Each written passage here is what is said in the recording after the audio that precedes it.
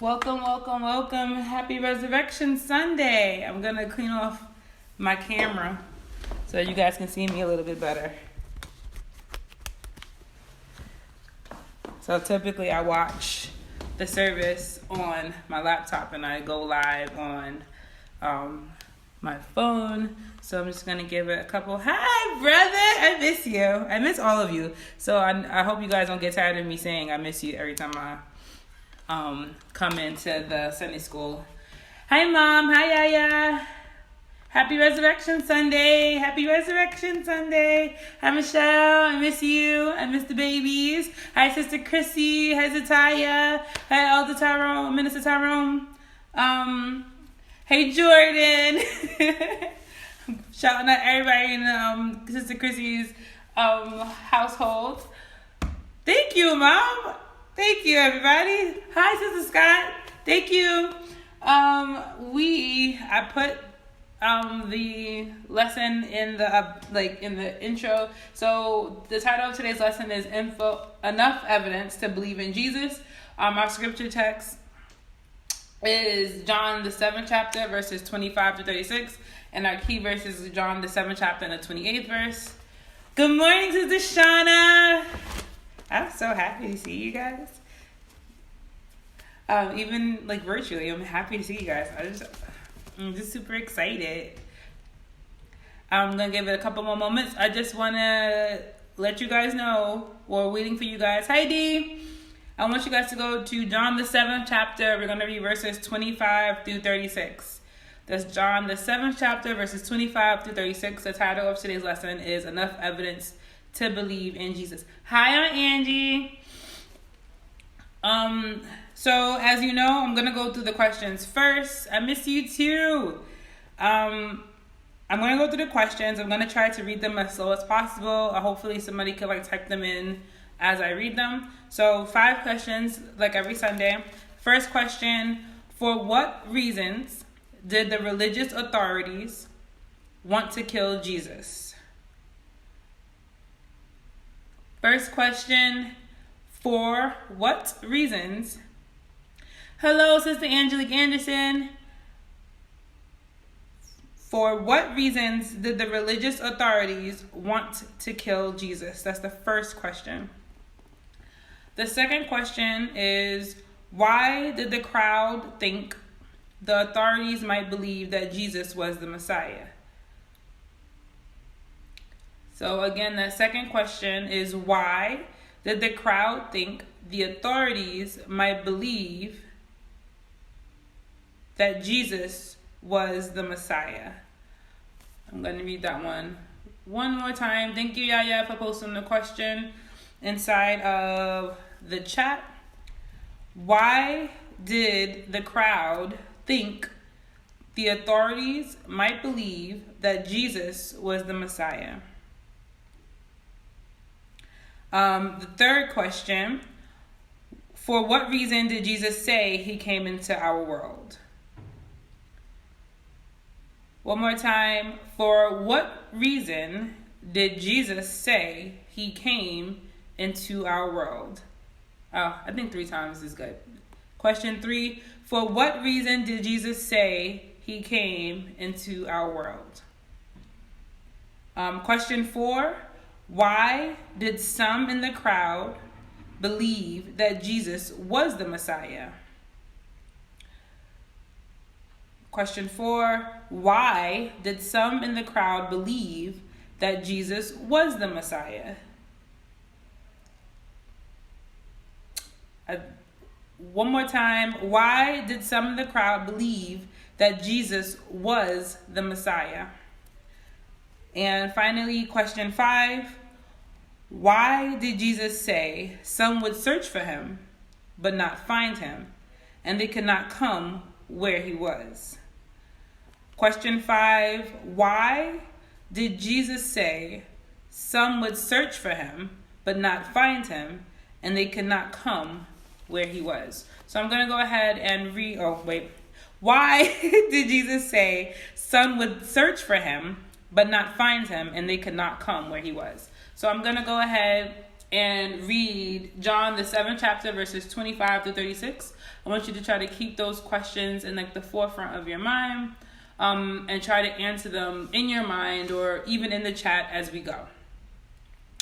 And thank you again, Yahira, for putting the questions in the chat.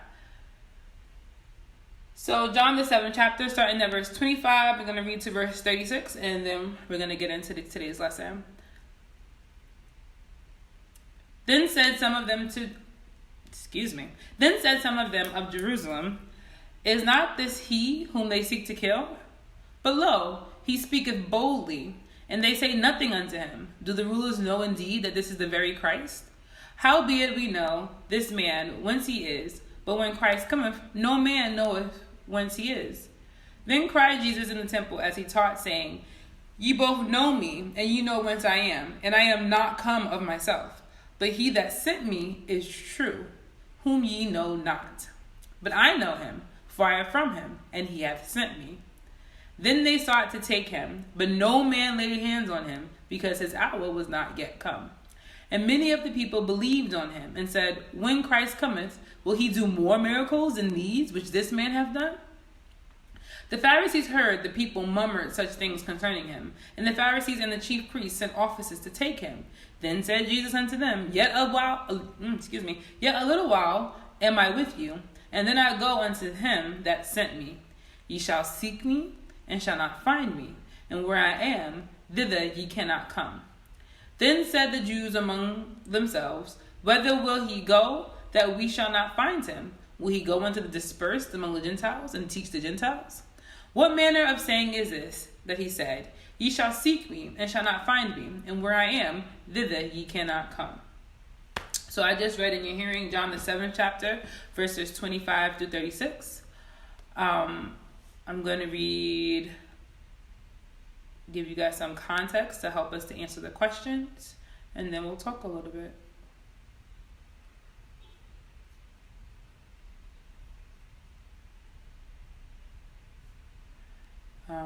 My context has left me. Sorry, give me 1 second, guys.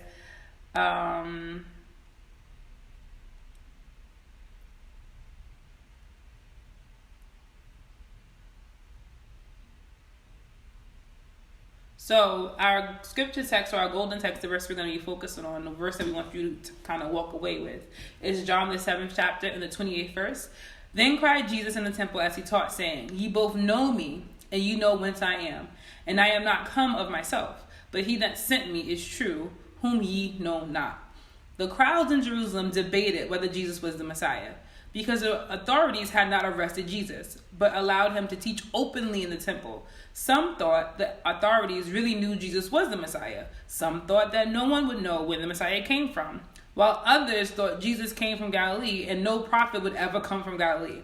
In response, Jesus settled the question. First, Jesus said that they knew him based on the evidence Jesus provided by his miracles and teachings from the scriptures. They knew and should have believed he was the Son of God. But despite the evidence, they refused to believe him or believe in him. Second, based on Jesus' words and deeds, they knew Jesus had come from God. Jesus spoke repeatedly about his Father in heaven, about their working together whenever he taught and healed someone. But the majority refused to believe him. Third, Jesus said the Father who sent him was true. Their Hebrew scriptures taught the truth about the Messiah and the will of God for them and all people everywhere. But they refused to believe and instead believed falsehoods they had learned. If they resolved to do the will of God, which we talked about last week, the law of God versus the will of God, they would have known where Jesus came from. But few wanted to quit sinning to follow Jesus. Only after Jesus died on the cross, rose for the dead, and appeared to his disciples did their testimony lead multitudes to believe in him. And so it is Resurrection Sunday, you guys. It is Resurrection Sunday. This is the point. This is the point of the faith, right? And in this brief summary of the scriptures, even here, we know that Jesus didn't start his ministry until he was 30 years old. And from 30 to 33, he is going into temples and he is teaching and he's performing miracles. He's turning water into wine. He is healing the sick. He is raising the dead. He is challenging the beliefs and the practices of the Pharisees and the chief priests and the scribes. He is doing all these things. And even now, as we're coming to, like, this is before Passover, the scriptures that we're reading right now, this is before his actual execution. And even at this point, people, they're like, maybe he's Jesus, maybe he's not. Maybe he's the Messiah, maybe he's not. Maybe he's Christ, maybe he's not. And so we know that Jesus had to go on the cross to die for our sins because we needed a sacrificial lamb. We needed a perfect sacrifice to go to the cross, or to be sacrificed to God, to be able to carry our sins so that we wouldn't have to die for them. We know that. Another reason why Jesus had to go to the cross is because his resurrection was the ultimate miracle for people to really, like, put them over the edge. If he didn't get up from the cross, then people would still have been like, oh, he was a pretty cool prophet. He was a really strong teacher. But the cross is that final miracle that really helped people to understand that he was who he said he was. One of the beautiful things about God and the way he planned from the garden to the resurrection is that in every text, in every book of the Bible, really, from Genesis to the Gospels, foretell Jesus' coming, from his birth to his resurrection. There's scriptures in the Bible that foretell Jesus being born, Jesus dying, how he was going to die, what was going to happen before he got to the cross, and his actual resurrection. This, again, and always, like, one of my favorite, like, prophecies in Isaiah is the one where it says he was by his stripes we are healed. Like, he's wounded for our transgressions. And it's like something as specific as that, written in Isaiah hundreds of years before Jesus Christ was even born. You have this scripture prophesying that they were going to beat him before he got to the cross. And, like, it sounds, like, really graphic and, like, violent, but also it shows that, again, God had a plan from the very beginning, and his crucifixion was a part of that plan. So either Jesus is the Messiah or he isn't. Either you believe or you don't. It doesn't benefit you to be half in and half out, right? And so, again, either Jesus' word is true or it's not. Either Jesus came to fulfill the prophecies or he didn't. There is no gray area in this. And so this is why when Jesus taught, he spoke in very firm absolutes, very black and very white. He's like, I came from my Father. My Father is who sent me. I am the way, the truth, and the life. No man come to the Father but by me. It's like he's very specific in how he wants people to understand who he is and why he's here. And this is also, like, controversial for the Pharisees and the scribes at the time, because he was also teaching love. He was also teaching grace. He was also teaching mercy. And this is not something the Pharisees were used to. And Jesus, even while he was on earth, was opening up the path for people to feel God's love. And so you have to understand that even the people that followed the Pharisees at the time, they followed the rules. And because they followed the rules, they only knew of God. They did not know God personally. And here Jesus comes and saying, I know God personally. If you knew God, you would believe me. And so the Pharisees saw Jesus as a threat to their power and wealth because they refused to honestly weigh the evidence Jesus gave that he was the Messiah. And so they can't look at him objectively, even if he's bringing this message of truth, even if he's bringing this message of love, because it threatened their power. And that relates to us today because it threatens our autonomy, the autonomy that Jesus gave us, that free will that we love so much.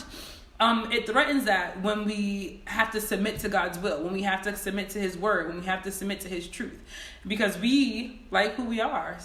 Like sometimes we know that we have bad things about us, and sometimes we can recognize like the not good in us, and we want to change those things. But there are some things that are not good that we love, that we are comfortable with. Sometimes we are just comfortable with being unforgiving. Sometimes we are comfortable with being hurt. Sometimes we are comfortable with being angry. Sometimes we are comfortable with being dismissive of other people and their lifestyles. We're comfortable with that. And to have to challenge that with God's teaching of love, with God's teaching of graciousness and grace, with God's teaching of mercy, that challenges who we really are. And so that's why it can be difficult. And so I know a lot of the time when we hear teachings about the Pharisees, and we hear teachings about the chief priests, and we hear teachings about the scribes, we often think they were so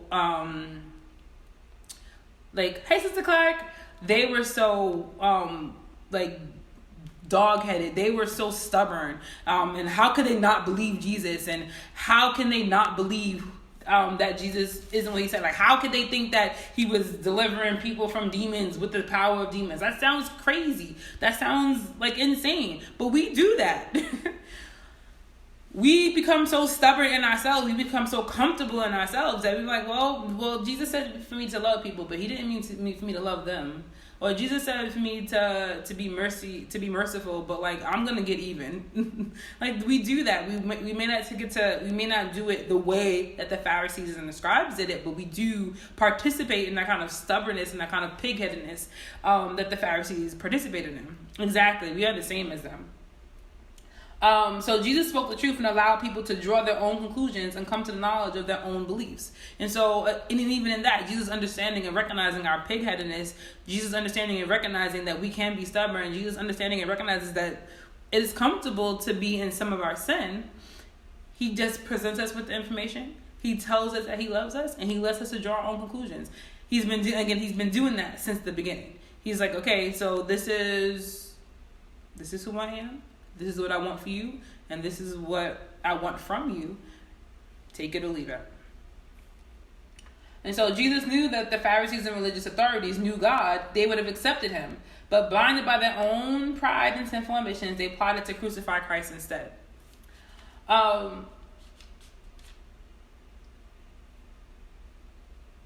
So Jesus' work sustained what he taught.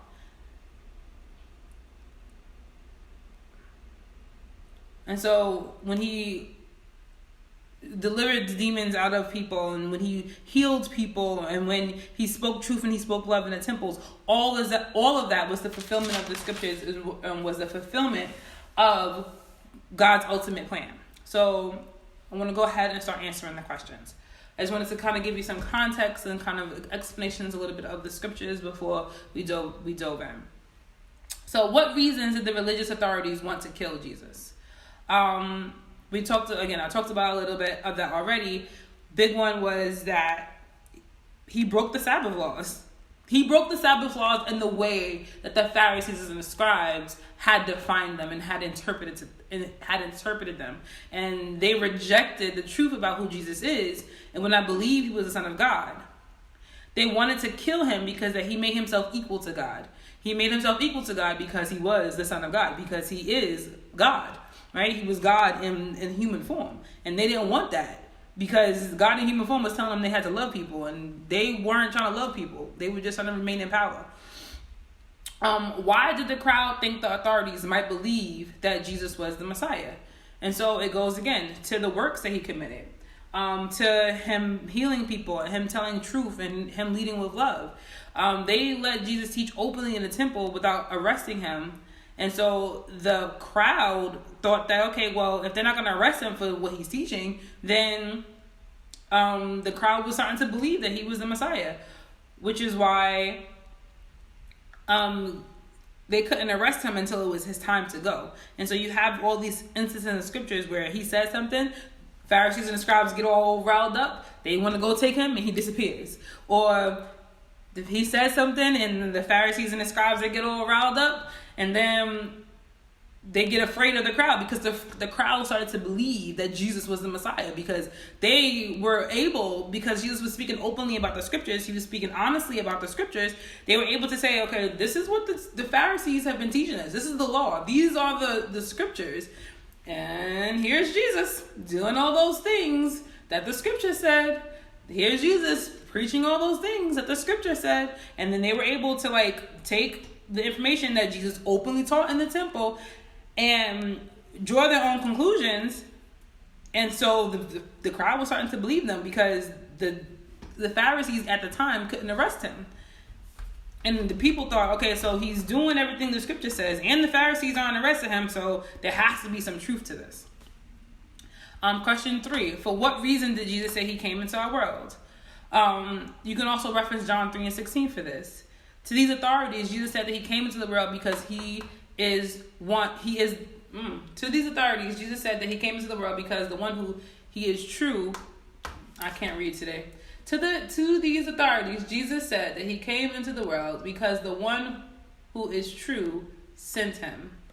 And so Jesus came in the world because God sent him here. That's it. That's the reason. God had a plan. Jesus was a part of the plan, so Jesus had to come. Angie is referencing. Oh, John, what is that? John 14:6. I think that's John 14:6. Jesus said, "I am the way, the truth, and the life. No man comes to the Father but by me." We're talking about, we were talking about this last week. The truth shines light in the darkness. The Pharisees were afraid of how the crowd believed the truth. God's truth would expose all of their foolishness, and it was.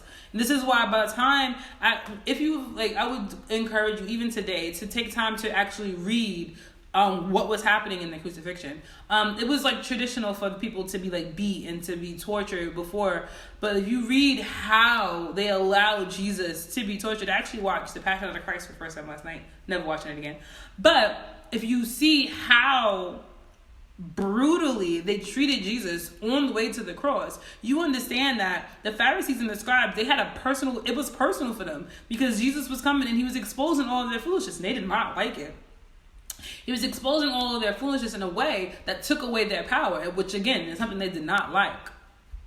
And so Jesus came into the world because God sent him, and God sent his son because he loves us. Why did some in the crowd believe that Jesus was a Messiah? Because many of the signs he gave to teach who he is. They started to believe that Jesus was a Messiah because he was behaving as the Messiah. He spoke openly. He was open about his ministry. He was open about why he was here. He was open about all of these things. And he was providing evidence after evidence after evidence of the scripture that they already knew. And so that's why they began to believe, which is why when he resurrected, that was it.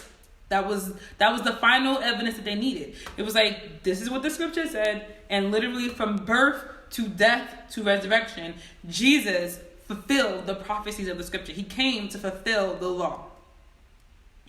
The last question: why did Jesus say some would search for him but not find him, and they could not come where he was? I'm going to give it actually a minute to see if you guys want to answer this question. I've been bulldozing through it because I feel like I took more time this lesson than I usually do. Why did Jesus say some would search for him but not find him, and they could not come where he was? This actually is like a twofold. He was backing his lifestyle up by doing what he said he would do. Absolutely.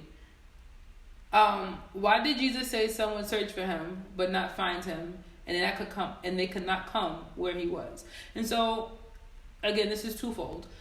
So on the first hand,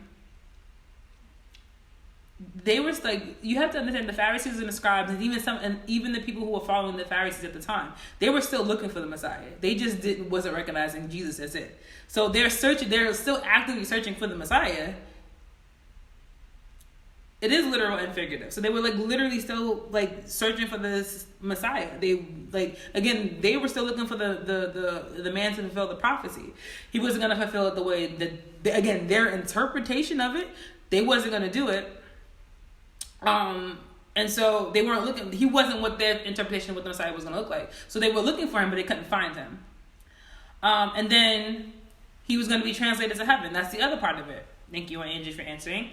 The other part of it was he literally, after death, he was going to go to heaven. And so they could not follow him to heaven except, after death or after the second coming. So we're not going to be able to physically follow him either. Because if they searched for him, they would not find his body, which we know happened. They went to the tomb and he wasn't there. He is risen. And they weren't going to be able to find him because he ascended into heaven.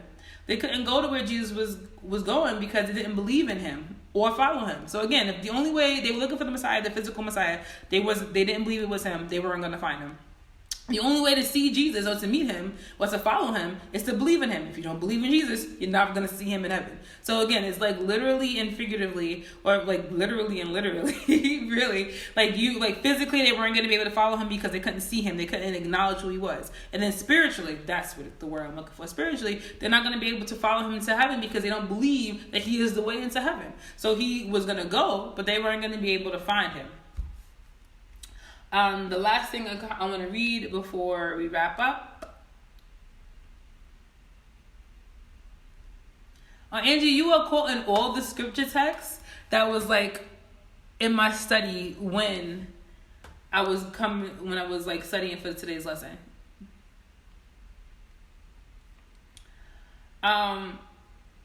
Only after Jesus rose from the dead and ascended into heaven with his disciples, some in the crowd and some religious leaders, such as Paul, learned what Jesus meant. Believers know that Jesus cannot be seen walking upon earth as he did almost 2,000 years ago, but he can make himself spiritually and personally known to those who believe in him. Believers also know that Jesus is the only way to be where Jesus is. In John 14:16, Jesus said, I am the way and the truth and the life. No one comes to the Father except through me. Many are unwilling to go to God the way God has provided. Therefore, they cannot be with Jesus or his Father in heaven. Again, Jesus gave proof that he was who he said he was. And he is the truth that God sent for, how you doing, Elder Clark? Going for eternity. Again, he is the only way. And so if you don't believe him, if you don't believe that he's the only way, then you're not going to be able to meet him in the end. Yep, John 14:16. Oh, no, 14:6. Yeah, but he's the way. He's it. And if you don't believe him, you're not going to be able to find him. You're not going to be able to follow him. Even though Angie said earlier, if you seek God diligently, it's Jeremiah, actually. If you seek him diligently, that's Jeremiah 29:13. When you search for him, you will find him if you seek him with your whole heart. It also says that he rewards them who diligently seek him. You will find him. If you're not really looking to connect with God, you won't. And so this provides all the evidence that we need to know and to believe in Jesus. Jesus is the evidence of himself. And if you don't believe that, then if you got to go to God in the way that he provides. You cannot go any kind of way you want. There are no cheat codes into heaven. There are no cheat sheets. There are no back doors into heaven. Jesus is the way, the truth, and the life. And he provides enough evidence in the Bible and in the Gospels for you to believe in him. And it's your choice. Again, he gives you the information and do with it what